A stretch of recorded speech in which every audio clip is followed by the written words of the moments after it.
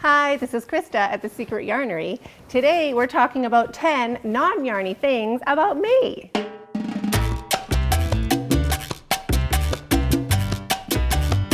Hard to come up with. It puts you really on the spot, and it's difficult to think of things about yourself that are actually interesting. So I put together a list, my kids helped me, and here it is. Number 1, I sew better than I crochet. Yeah, it's true. I have sewn since I was 5 years old. I have 5 sewing machines, and I can pretty much make patterns, resize patterns, sew anything I want. I'm not totally keen, I can do piping, it's not my favorite thing to do. I've reupholstered chairs, I've reupholstered interiors of cars, I have made a wedding dress. That was probably the most difficult thing because every stitch matters. There is no fudging anything. It's like you have to actually be very fitted and tailored and symmetrical, and it worked out beautifully. But it was even in like a satin, which is very non-forgiving, and there was no ruffles on it. You could not hide anything anywhere. And then I moved on to crochet. So there you go. Second thing about me, I have kind of like a collection OCD thing. Not that you can tell, right? I like collections, yeah I do. So even if I'm getting like my son wants a book and my daughter wants a book and they're part of a series, but I know that other titles are gonna be like not used or looked at, it's really hard for me to leave them behind. Because I'm like, well, what if they want it next year? Or what if one of my other kids is interested in it later and they look so cute, all lined up, and in the cute colors, all the packaging, like I'm right into it. So that is very hard for me to not buy entire series of things, but I try to tone it down, except with yarn.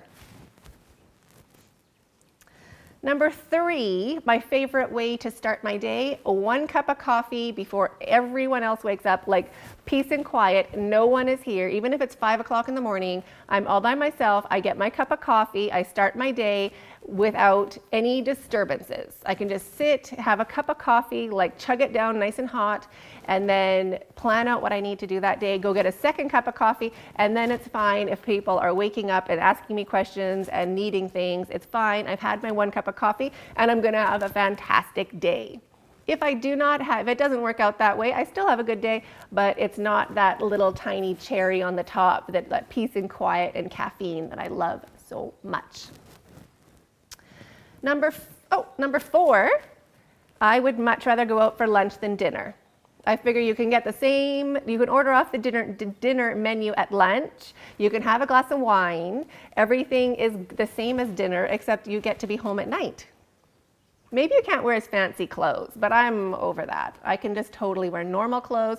I actually wear maternity dresses and things so that I can eat and not feel like, oh, look at that lady, her pants are really tight. No.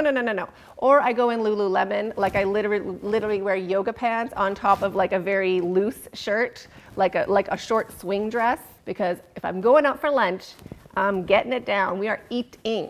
So that's what I'd rather do, is do that at lunchtime. Number 5, I'm quite handy around the house. I can do electrical, I can do plumbing. I try not to do plumbing because I find it usually ends up with toilet issues or drains, and I'm not into that.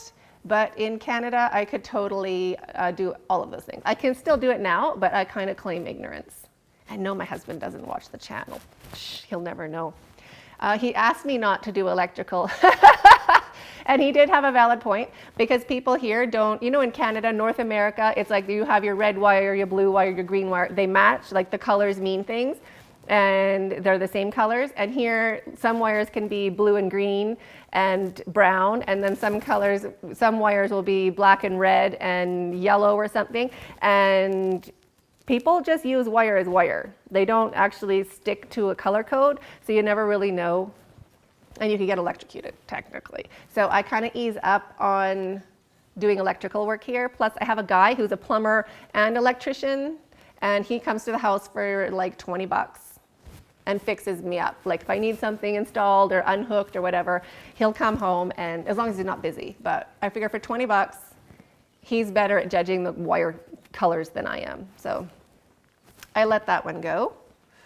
Number 6, do not give me pieces of paper that are important if I am not sitting right beside like my desk with my files and everything. Like if I'm brushing my teeth, don't come and give me a very important document. Don't, give me all the kids' passports when I'm cooking dinner. Like, don't do it. I will stash them and I will not know where, I'll put them safe and I will not know where they are. And it is guaranteed. It's not like maybe I'll put it away one time. No, I won't. It will be gone and it'll be a big thing of, remember I gave it to you? And I'll be like, yeah, but no, actually I don't. Like I will tuck it under or between or beside, like anything. Like I will hide it really, really well. Speaking of hiding things really, really well, number 7, I have been known to stash money in really good places. Like when I was in university, I'd paid my tuition, I paid my rent, it was getting close to the end of the month. We wanted to go somewhere with my friends, but everybody kind of needed $20 and I'm like, I'll find my $20. But it was like a couple weeks of me looking around the house for my stashes. Ended up finding 2 $100 bills, and a toonie. So I had $202. And all my friends were like, what? You're so lying. Like you're lying. Who stashes $200? I stashed $200. It was like the best day ever. It was like, not only we're going out, we're going for lunch. It was great. So I'm really good at stashing. And then you never know. Like you'll be like, oh, da da da. And you'll be like, oh, but look at that, $10. The problem now in Kenya, not a problem, but the biggest bill is $10. So the days of me stashing $200 are over. But I do stash tens. I have a tenner here, a tenner there. It's pretty great. Number 8, little tidbit you might not know about me. I am a gamer, like a nerdy, weird online gamer who games with other people. I'd like to say randoms, but I know who they are now. I've gamed since 2011, so 7 years, I guess. I have my own group. We have our own team. It's called a guild. I play World of Warcraft on Manaroth, if there's any other gamers out there. We have our own guild. Yes, the realm's dying, but, or is dead, I should just say. It's not even dying. So many people are doing so many different things now. I don't game as much as I used to, but I do feel that I have really, really good friends on there. And the good thing about doing MMOs is everybody's treated the same. You could be you're treated the same no matter what your economic status is, what your education is, what your financial background, it doesn't matter. You are just a player in the game. And it's actually really fun. And there's also some teasing and just good jokes and it's just actually really funny. So that is a fun thing to do. And I feel like I have really good friends online in the game, 5 or 6, who actually you're connected with, and you can talk about whatever your life events, especially after so many years. It's they're family. So that's really kind of a neat thing. Number 9, swearing. Yeah, I have 2 sides of it. I'm very good at turning it off. I'd like to think I'm very good at turning it off, although once I did break my toe and I did shout the F-bomb very slowly and dragged out as I collapsed on the ground, and my kids were there. But that was the only time I've actually not been able to swear and not been able to control the swearing in front of the kids.